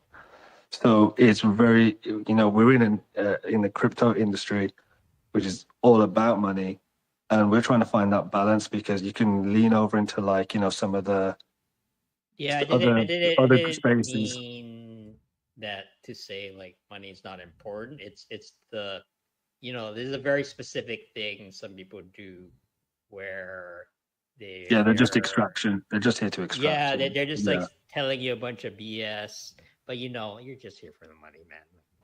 You don't believe in all of that stuff you just said, right? Like, yeah, that's what I remember when when we recently had this PFP kind of pump on Tezos recently, and a few new people were coming in, and they were like, "Tell me what am I supposed to buy? Tell me what to buy. Where are we looking? What are we doing?" And it was straight away I could sense that the exact same words and same narratives coming over that I remember from 2021 on other chains and 22 on other chains. And it's like they come here and they're basically what they're asking is, how can I extract value here? What do I do to extract value? Show me where I can go. That's what they're asking. yeah. Which is, in some cases it's fair, because if that's what you're used to and if that's what you think it's about, then you're going to do that. But I think those who spend a bit of time here and hang out with people, they start to see, oh, this is not just about that. This is actually, it's more reciprocal and there's more give and take rather than just how can I come in here? Where do I put my money so I can make some money out of it? It's not just investment. It's an investment of time and kind of building something that you can care about, which is different. Yeah. Doesn't always work. Don't get me wrong. It doesn't always work. It's not I paradise, just like I said. prefer people being upfront, right? So if you're here for money and you want to extract, if you're here for extraction, that's kind of refreshing. Someone just saying it right off, Yeah, I'm here to play a game and I want to win the game. I'm like, okay, cool. It's your right. No one can stop you, right? But I'm not going to play your game, but if other one, right? Because there's winners and losers, and if you go in with the mindset like, okay, maybe I can make some money, like it's just I don't know, the faking it part that bothers me. If you're here for the art, then at least try. At the least way, try to understand. This brings us back to your point about feelings and your request about things. One of the most needed feelings, I think, and one feeling that most people on TES have is patience. Right? Because I think it attracts people that are, how do I put it, I don't want to say smart or whatever, but they like to think for themselves, like to dig into things and to that they make their decisions on their own. They're not fed, what we were discussing before, that you were indoctrinated into it or whatever. You do your own research, you make your own decisions, and you do believe in the end somehow in a long game, let's say, or something. And long-term that requires thinking. And that requires patience, a lot of patience. Yeah, and that's our culture.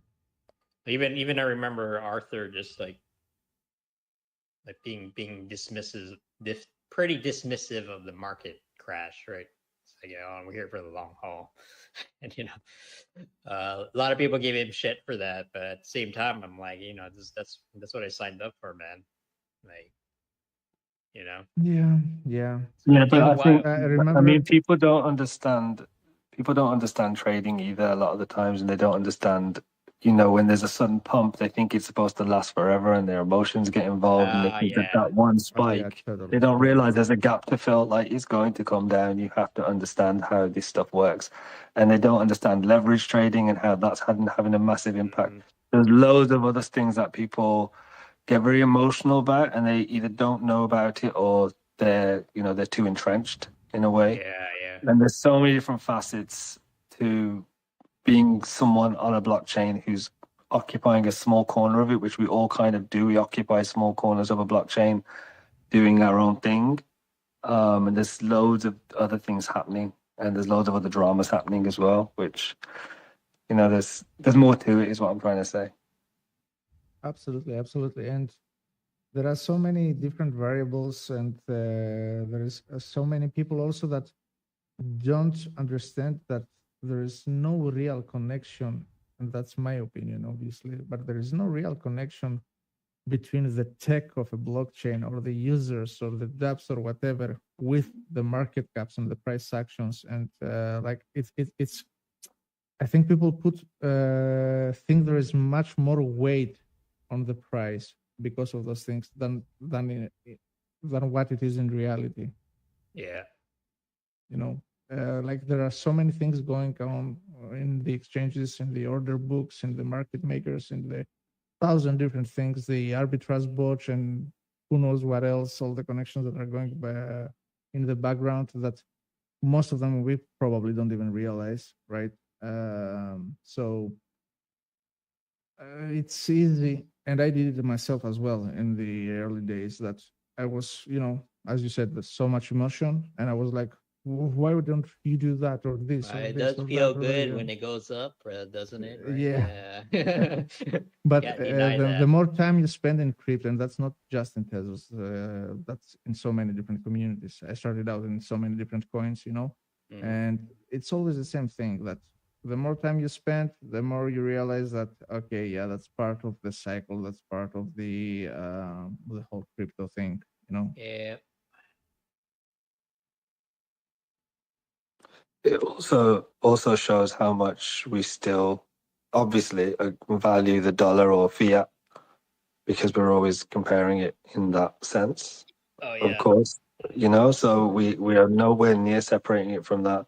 And the only thing I mean, I don't subscribe to the one Tez equals one Tez thing, to be honest, because obviously as an artist, people got to live and, you got to do your business, sell your work and hopefully pay some bills. You can keep some, stake some, whatever you want to do. But at the same time, you know, it one Tez does equal one Tez when you're selling your work and you choose what the price is and you build that into the way you kind of encourage your collectors to collect in one sense. So really the value of it only then starts mattering in fiat when you start to say, okay, now I need to take some profit.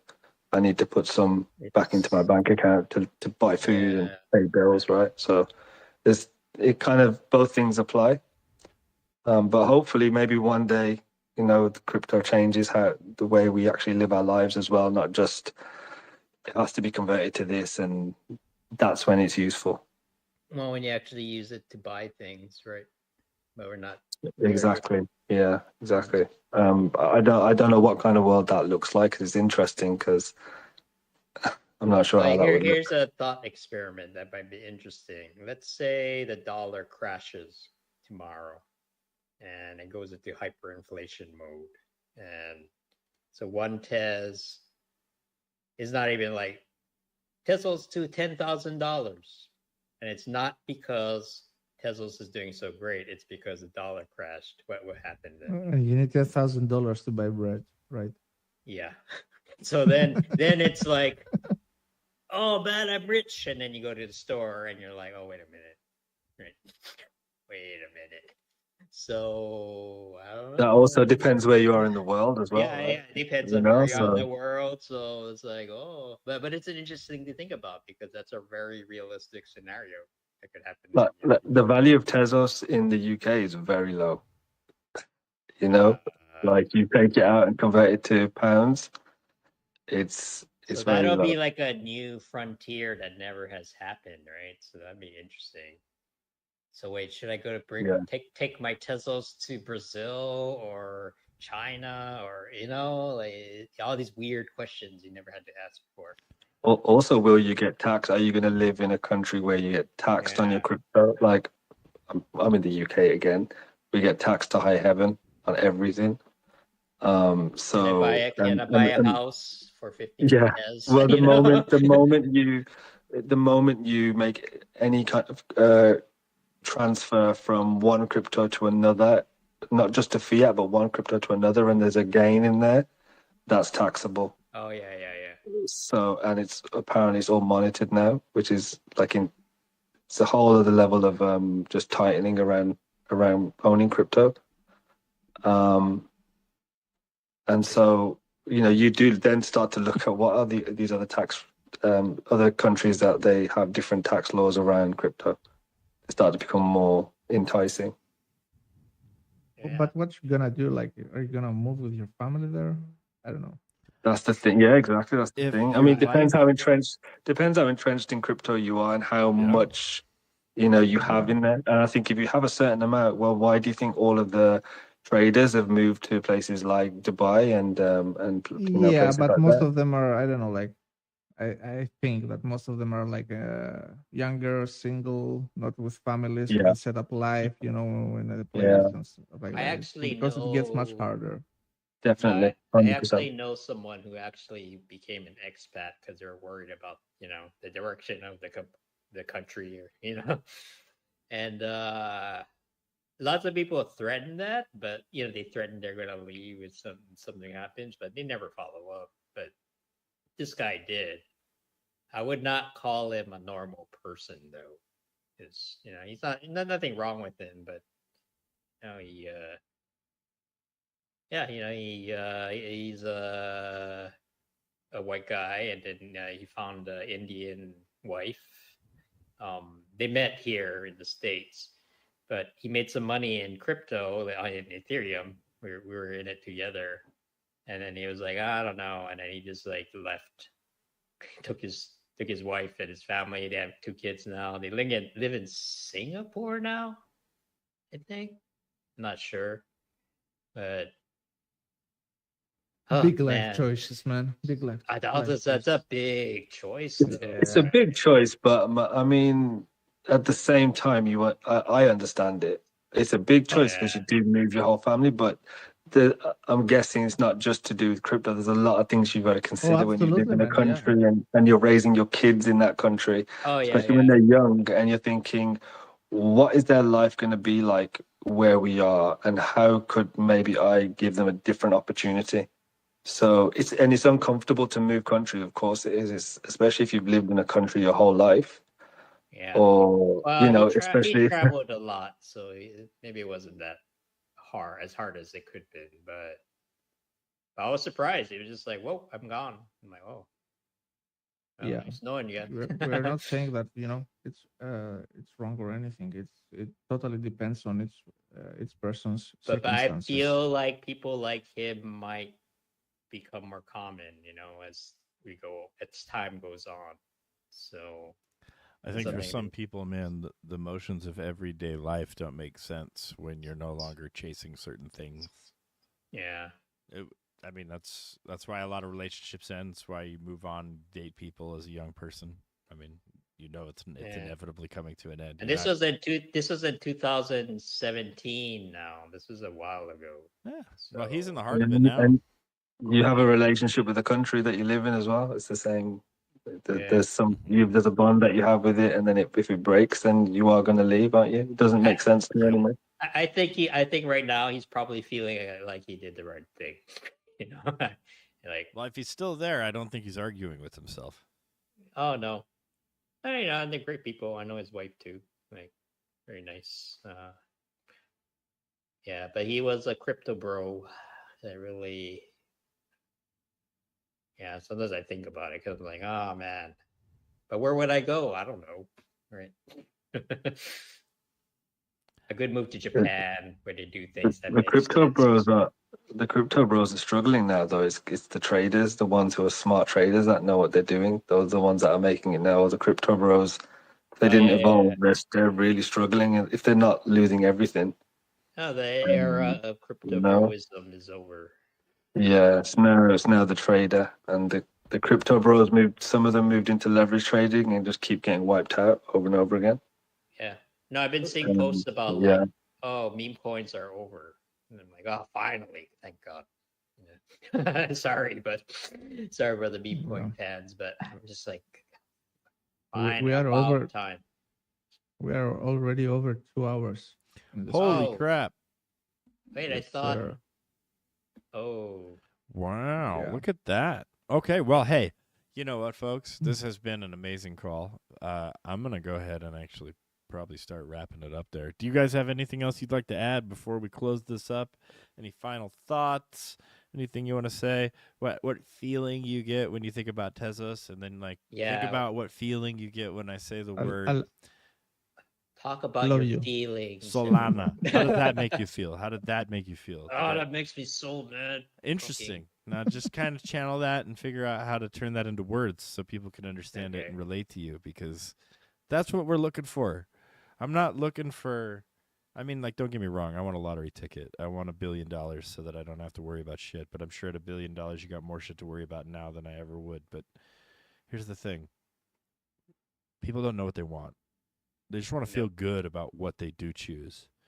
And you don't want to hear that a big investment you just made is a bad idea. You don't want to hear that the latest vehicle you bought was the shittiest version. You just don't want to hear those things, even if it's true. And we in Tezos are not afraid to pull those punches. And so we have to learn how to put a little velvet on our hammers as we pound away at the world out there.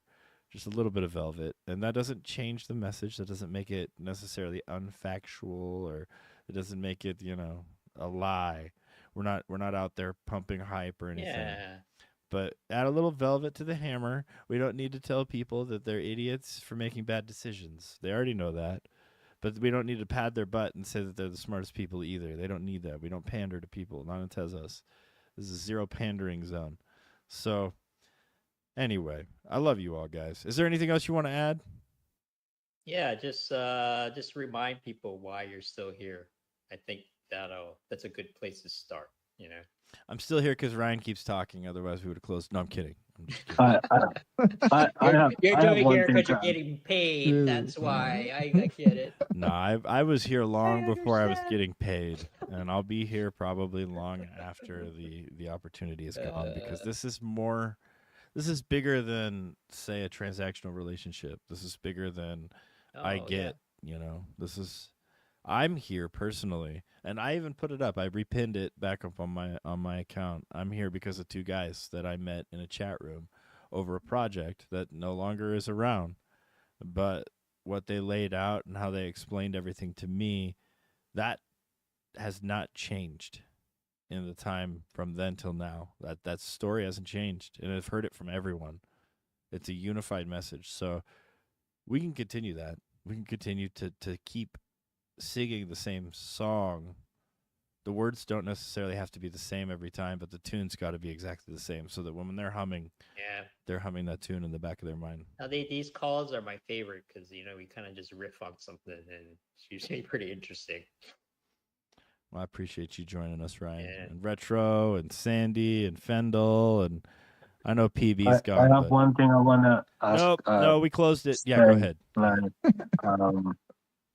See, you're proving it's a cult again. No, I'm joking. I can't give you $1 billion blanks, but I do have a free tool in my pin for artists, and if you do want to go check it out, I think it's a really cool tool that I made using Grok and ChatGPT, where you can animate PNGs and how GIFs loop over and over, where you can program them to have chained animations now and then settle on a loop at the end using SVG, and they're all ready for minting on chain. So it's a free tool. Go check it out in my pinned tweet. Appreciate it. Bro, that's worth more than $1 billion, because I couldn't do that before, and I wanted to do that before, but I couldn't. And even if I paid somebody $1 billion, I don't think I could articulate and make it do what you made it do way better than $1 billion. And it's free. Thank you, man. I appreciate you. You're welcome. Now remember, folks, you technically don't need anyone's permission. You can just go do things. What were you going to say? Pendel's hand. I see Pendel's hand up. Pendel. Yeah, I just wanted to thank you guys for a lovely space, and just want to remind everybody to keep supporting each other. It's absolutely free, and I love you guys. Thank you for a beautiful day. Happy Tez Tuesday. Let's get it. Happy Tez Tuesday. Woo! That's from Flexi over there. Back at you, Flex. Back at you, brother. Ah, nice. All right, I just ruined my studio. Everything's cool. Oh man, it sounded like a bomb went off. Let's go. Let's freaking go. Yeah. All right. That was Peace, a nice fellas. one, Have a good day. Oh, you that's too, awesome. guys. Yeah. All right, Blacks. I'm not gonna interrupt you again. Sorry. No, do you got anything else you want to say? Me? Yeah. Anybody? Anyone? And last moment. This will be your last. I'll give you this is the final call. Sparks. I've got a poem I'd fly. like to read. It'll Okay. take about half an hour. It'll take Well, about half an hour to read. I'm going to recite Alfred Teniel's full script from 1873. Are you ready? I would rather hear like the soliloquy from Hamlet. We can do that. I have a very elegant voice for oration. To be. Or not to be. That is the question. Oh, someone's Whether calling it you, is Mark. nobler. Right in the middle of our shenanigans. You guys rock. Well, my friends.